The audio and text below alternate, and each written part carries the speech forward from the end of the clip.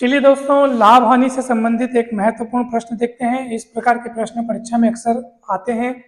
तो चलिए, प्रश्न क्या है, ध्यान से हम लोग पढ़ते हैं। एक वस्तु के क्रय मूल्य और विक्रय मूल्य का अनुपात 11:10 है, तो विक्रेता को कितने प्रतिशत की हानि होगी।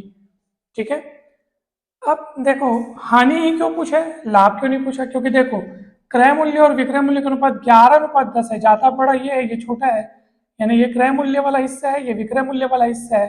क्रय मूल्य ज्यादा दिखे और विक्रय मूल्य कम दिखे, यानी ज्यादा हम खरीदो और कम में बेचो तो घाटा ही होगा, हानि होगी। इसलिए हानि पूछा जा रहा है, प्रतिशत हानि पूछा जा रहा है। तो हम एक काम करते हैं, जब अनुपात के रूप में दिया हो तो हमको क्या मानना चाहिए।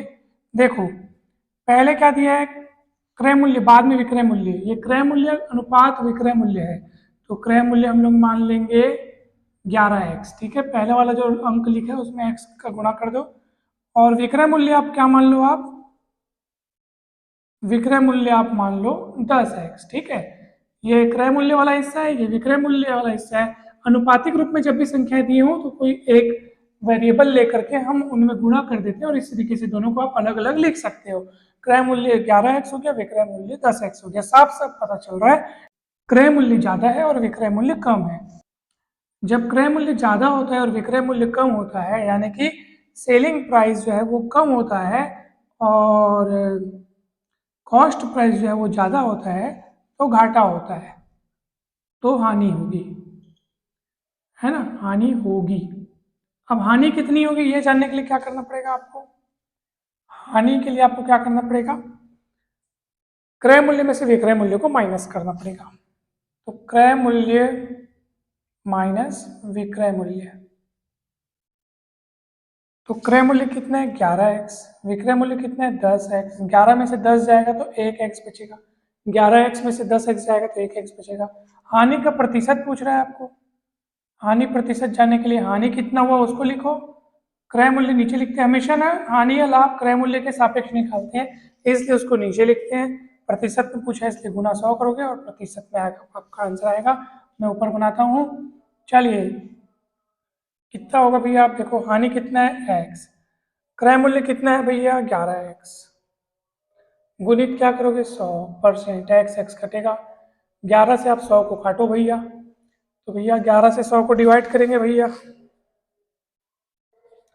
11×99, शेष पर बचेगा 1, है ना, यानी ये लिख सकते हैं अपन 9=1/11%। ऐसे भी आप लिख सकते हो इसको, 100/11 भी लिख सकते थे आप, इसको ऐसे भी लिख दोगे ना 100/11%, या उसी को ऐसे लिख सकते 11×99 और 100/11%। ये आपका आंसर हो गया। इतने प्रतिशत क्या होगी, हानि होगी। एक बार फटाफट से मैं रिवाइज करवा देता हूँ। जब ये अनुपातिक रूप में दिया हो तो पहली राशि जो दी गई है उसको पहली संख्या के हिसाब से लिखते हैं और गुणा x कर दो या k कर दो, कोई भी आप गुणा, कोई एक वेरिएबल लेकर के आप गुणा कर सकते हो। जो पहले दिया तो पहली संख्या के हिसाब से उसको लिखेंगे, विक्रय मूल्य बाद में दिया तो उसका लिए 10 लिखेंगे और x का गुणा करके लिखेंगे। साफ साफ पता चल रहा है क्रय मूल्य ज्यादा है, विक्रय मूल्य कम है, अर्थात घाटा होगा। कॉस्ट प्राइस अर्थात क्रय मूल्य अधिक है, सेलिंग प्राइस अर्थात विक्रय मूल्य कम है, तो हानि होगी। हानि जानने के लिए आपको क्रय मूल्य माइनस विक्रय मूल्य करना पड़ेगा। 11x में से 10x गया तो 1x बचेगा, ये जो x बचा है वो हानि है। हानि प्रतिशत निकालने के लिए आपको हानि बटे क्रय मूल्य गुणित 100% लिखना पड़ेगा। हानि की जगह हानि लिखो, क्रय मूल्य की जगह क्रय मूल्य की वैल्यू कितनी 11x है उसको लिखो, x कटेगा 100/11%, या उसको और डिवाइड करके आप इस तरीके से लिख सकते हो। आपका आंसर आ गया है। हम आशा करते हैं कि ये वीडियो आपको पसंद आया होगा। वीडियो अच्छा लगा हो तो जरूर लाइक करें, चैनल को जरूर सब्सक्राइब करें, वीडियो को शेयर करें। मैथ्स के सारे टॉपिक्स पर वीडियो आपको इस चैनल पर उपलब्ध होंगे। आप हमारे साथ जुड़े रहिए। आप सभी का बहुत बहुत धन्यवाद। एक और अच्छी बात, प्लेलिस्ट कंपटीशन मैथ्स को जरूर देखिएगा, उसमें काफ़ी सारे वीडियोस अपलोड किए जा चुके हैं, जिसमें आपको काफ़ी हर वैरायटी के, हर टॉपिक के आपको प्रश्न दिखेंगे और आप उनको सॉल्व करें। Thank you so much.